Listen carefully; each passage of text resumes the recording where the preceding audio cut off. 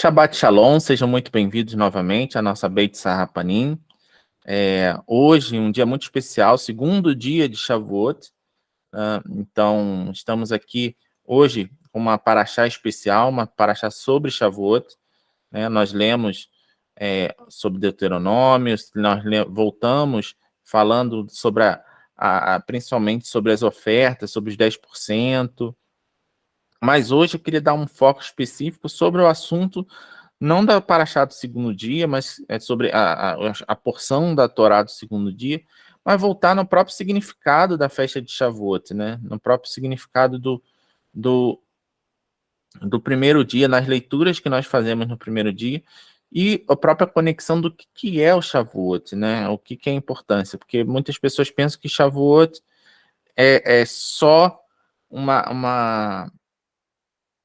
não, é tudo, né? Porque o recebimento da Torá no Monte Sinai foi algo extraordinário, né? E Shavuot, que é a festa que nós contamos desde o dia seguinte ao dia de Pessa até 49, o dia 50 é Shavuot, que por isso que em grego foi traduzido como Pentecostes ou 50º dia, né?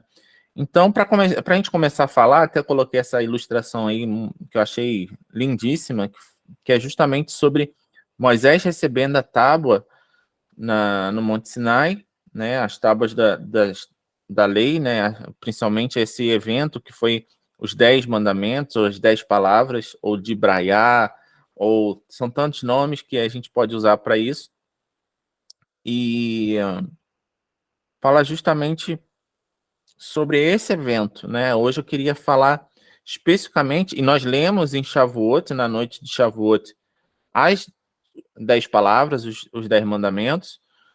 No dia seguinte, nós estudamos o livro de Ruth, nós passamos, na verdade, a madrugada estudando tanto o livro de Ruth, como a Mishnah Bikurim, né? Nós temos uma publicação incrível, que é a Noite da Noiva, nós passamos, é um dos muitos nomes de Shavuot, que é a Noite da Noiva.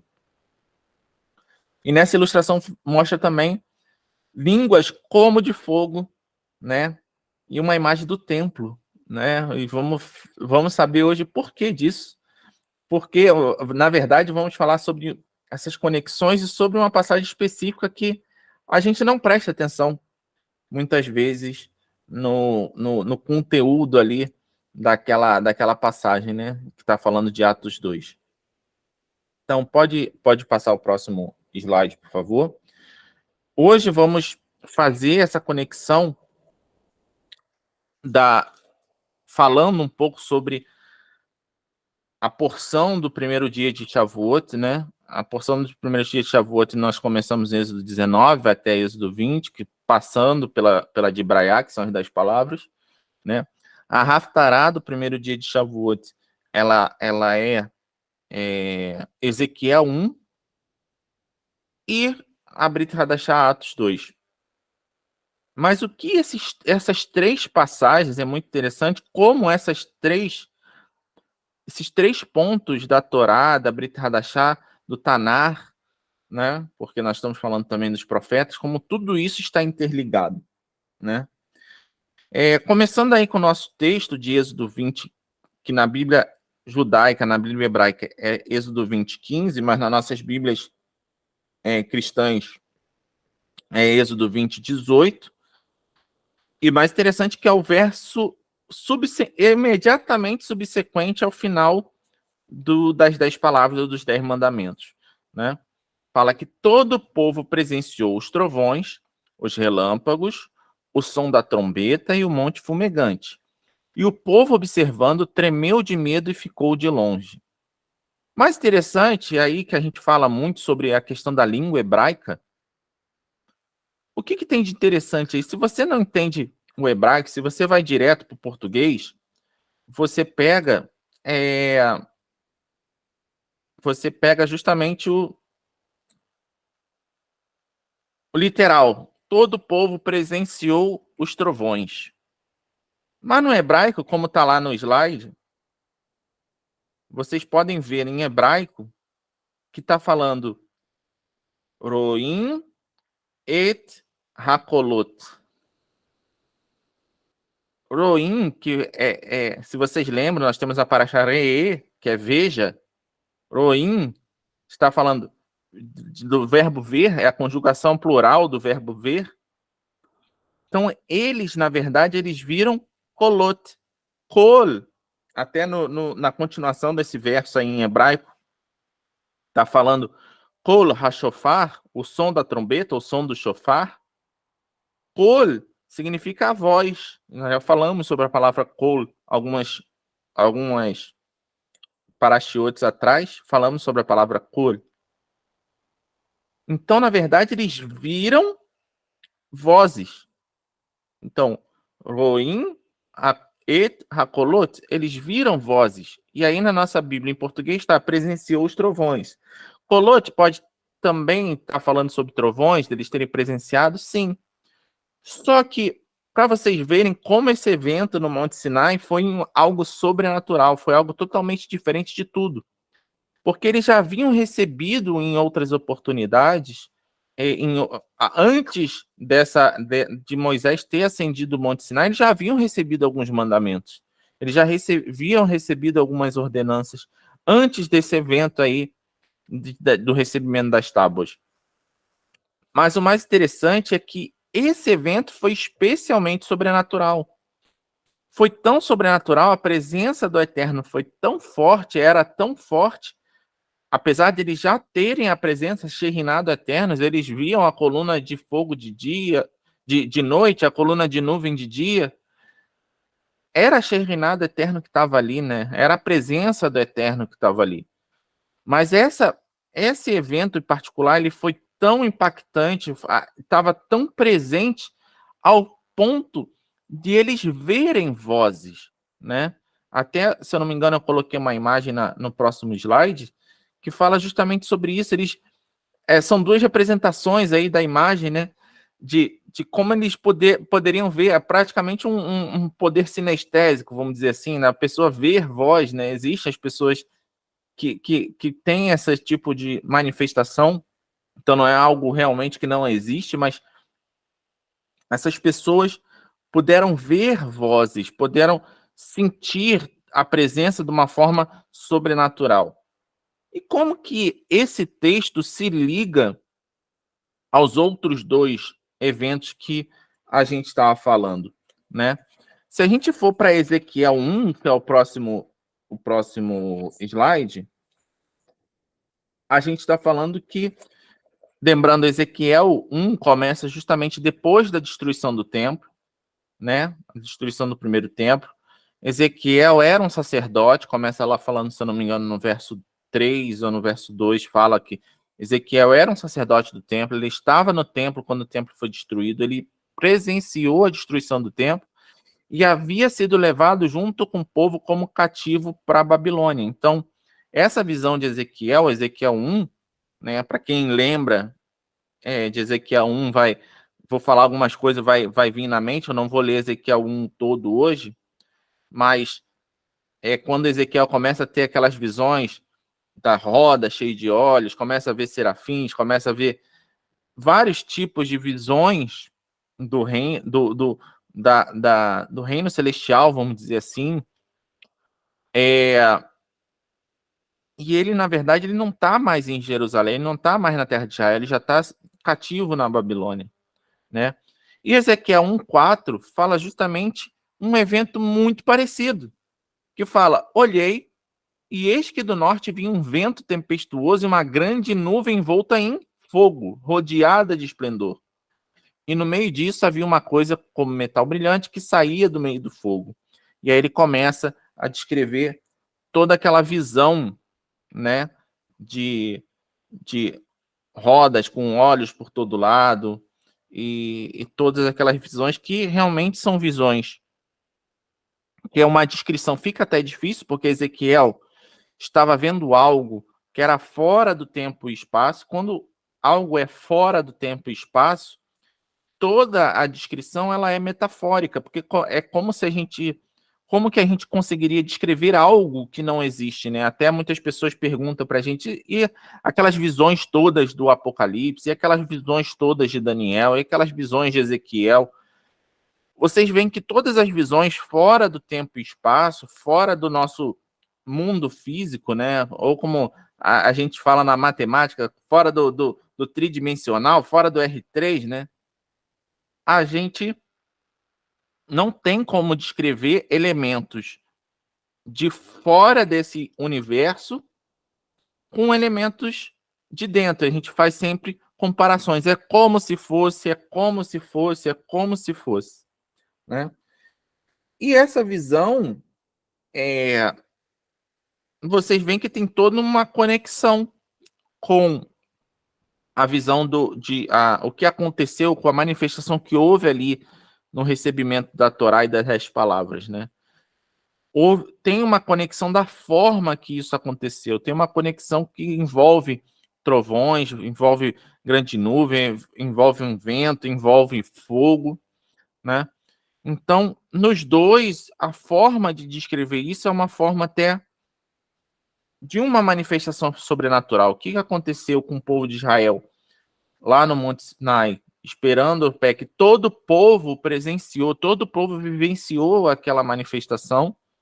Ezequiel aqui foi um pouco diferente, ele vivenciou essa manifestação sozinho, né?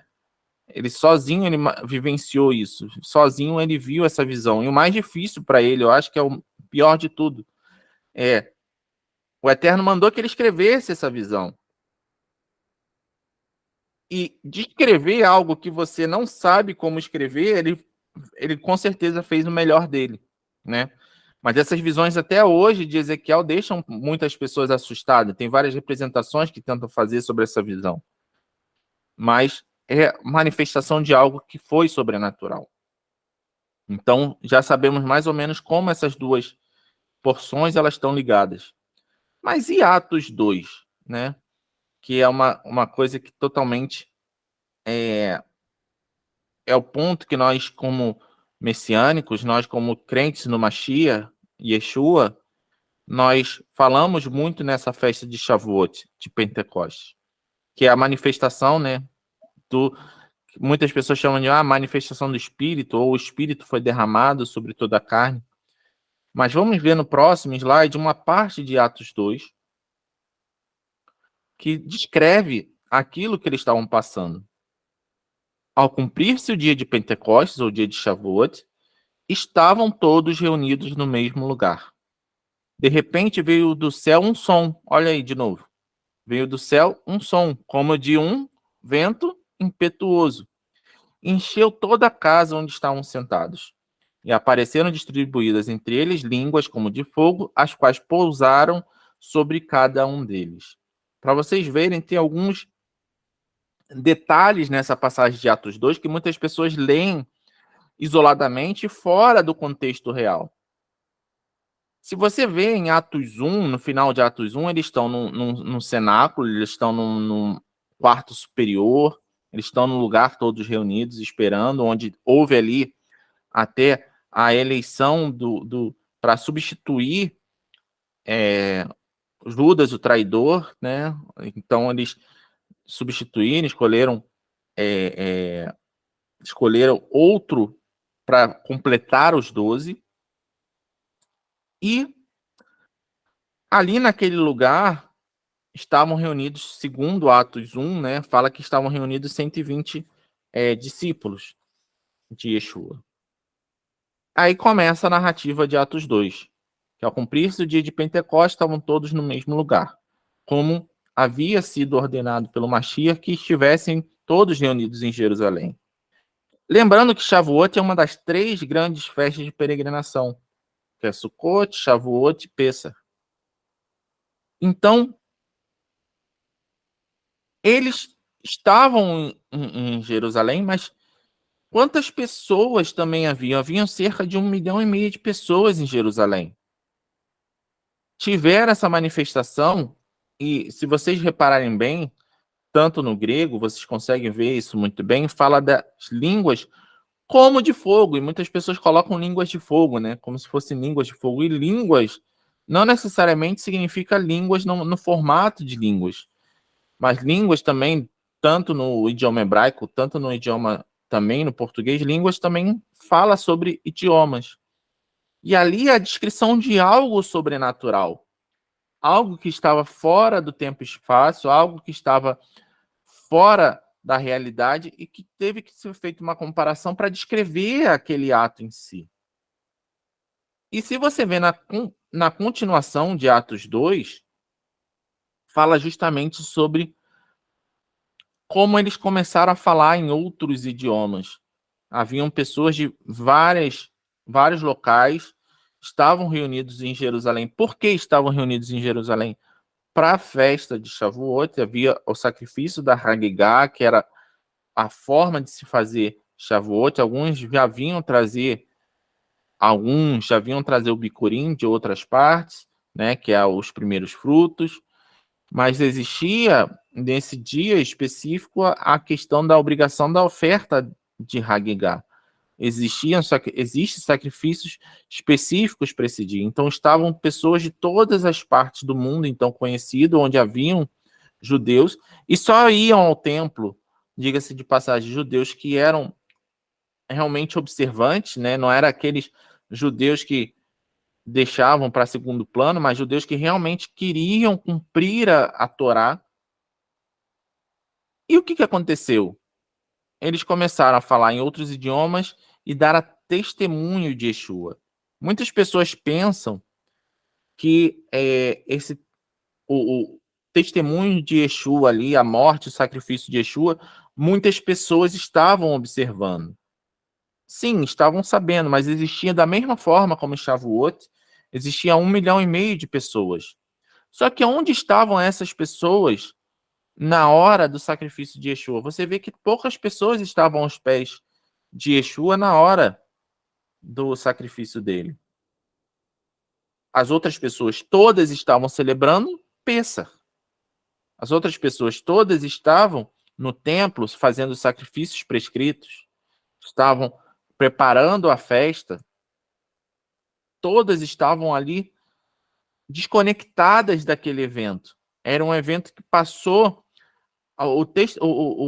o testemunho daquele evento, do sacrifício de Yeshua, não passou assim publicamente para todos, mas um grupo muito restrito que teve acesso a isso, enquanto todo o outro povo, o restante do povo estava celebrando Pêssar. Mas em Shavuot já aconteceu o contrário. Porque se você ver, parece aí, todos estavam reunidos numa casa, sim, estavam lá no cenáculo, estavam lá no andar superior. Mas só que todos tinham que ir ao templo. E se você vê na continuação, eles estavam em um local que era um local público. Eles estavam num local que era um local aberto. Onde que eles deveriam estar nesse dia? Como todos os judeus que eram. Eles deveriam estar no templo. E diz aí, até a gente pode tirar isso, a conclusão disso, quem não lembra, quem é considerado o autor do livro de Atos, né, e está escrito isso, era Lucas. Lucas mesmo fala no Evangelho, que é o próximo slide, onde que os discípulos eles ficavam, onde eles estavam todos os dias. Aí em Lucas 24, 51, 53, que é o evento em que Yeshua é levado aos céus, e aconteceu enquanto os abençoava, apartou-se dele e foi levado aos céus. E depois de adorarem, voltaram com grande júbilo para onde? Para Jerusalém. Estavam aonde? Continuamente no templo, bendizendo a Deus. E continuando o contexto de Atos 2, em Atos 2:46, vocês veem aonde eles estavam, que é o próximo slide. Diariamente perseveravam unânimes aonde? Na casa, no andar superior, escondidos. Não, no templo. Partiam o pão de casa em casa, sim, tomavam suas refeições com alegria e singeleza de coração. É praticamente impossível que nesse dia de Shavuot eles não estivessem no templo. E aonde eles estavam, geralmente, falava muito sobre isso, que era o ponto de reunião ali dos discípulos de Yeshua, que era no Pórtico de Salomão, que era um ponto específico do templo, um grande pátio, onde eles se reuniam.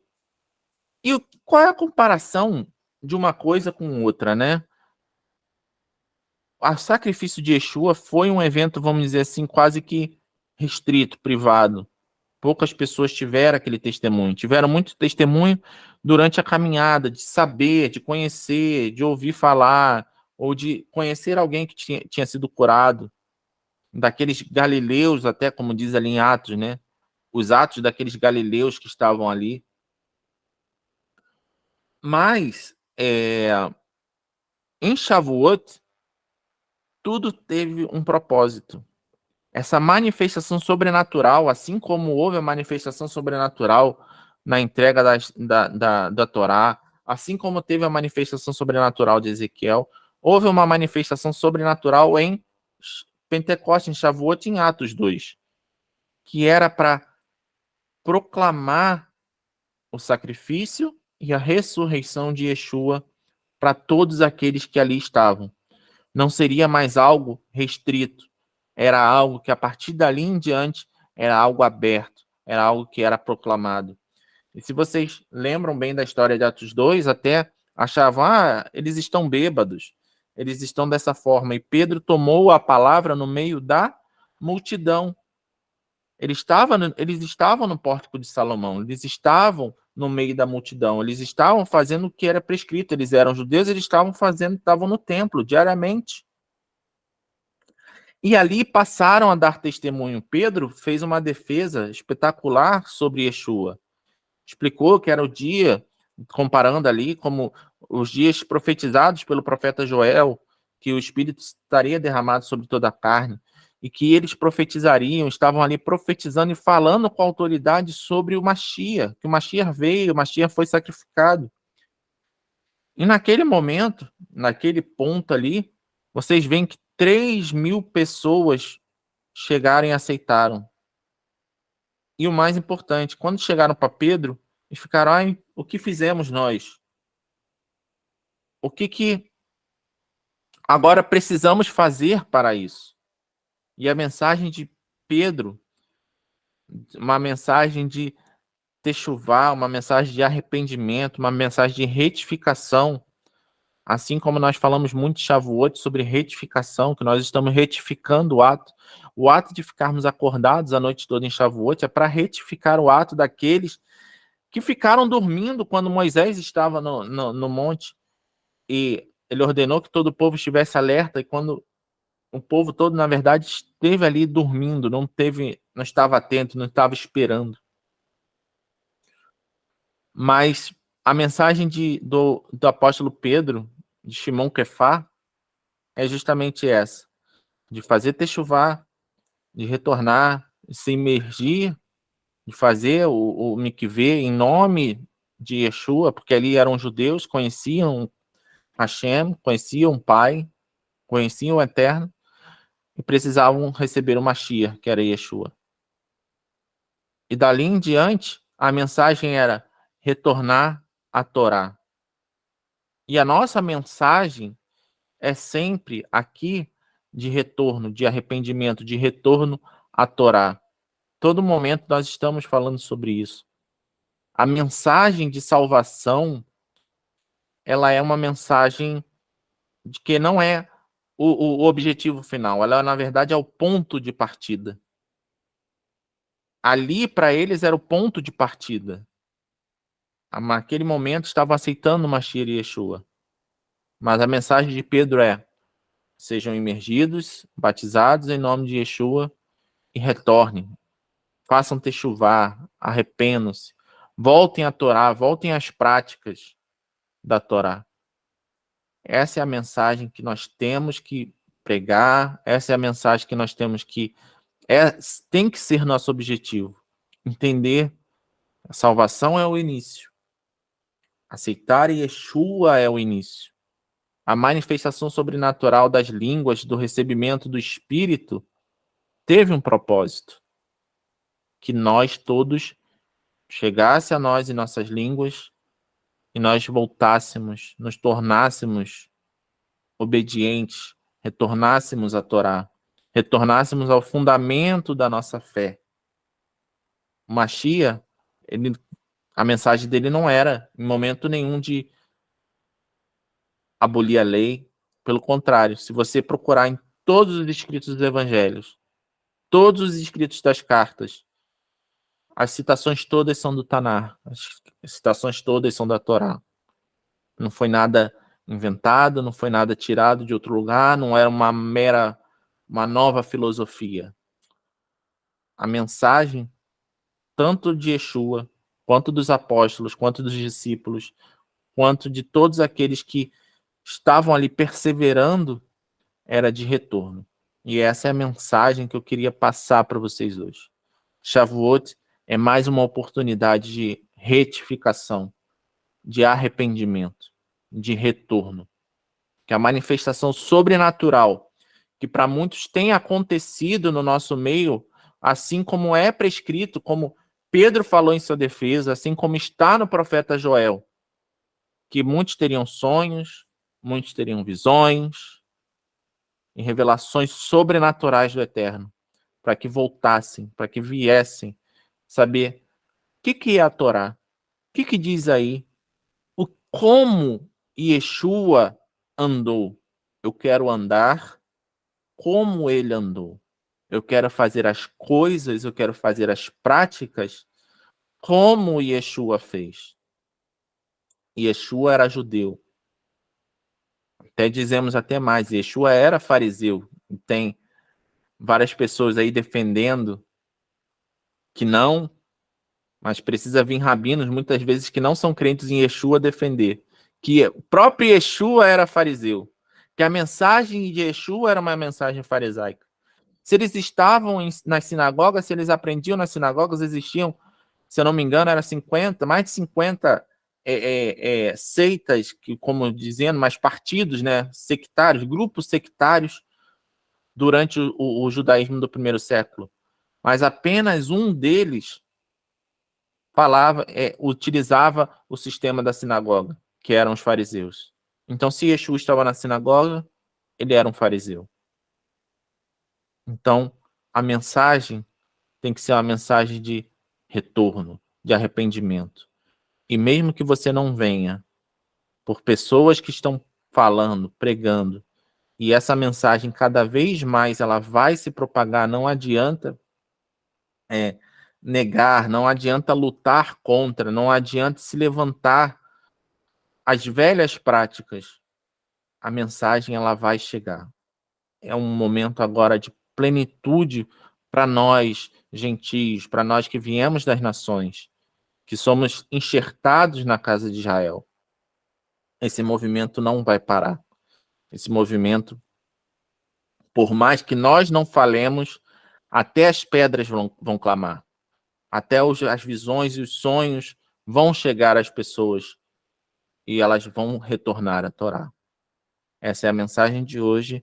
Um Shabbat Shalom, um Hag Shavuot Sameach, nesse segundo dia de Shavuot. Bastante cheesecake, bastante queijo, bastante mel e bastante frutos do Espírito. Como Gálatas 5:22 fala.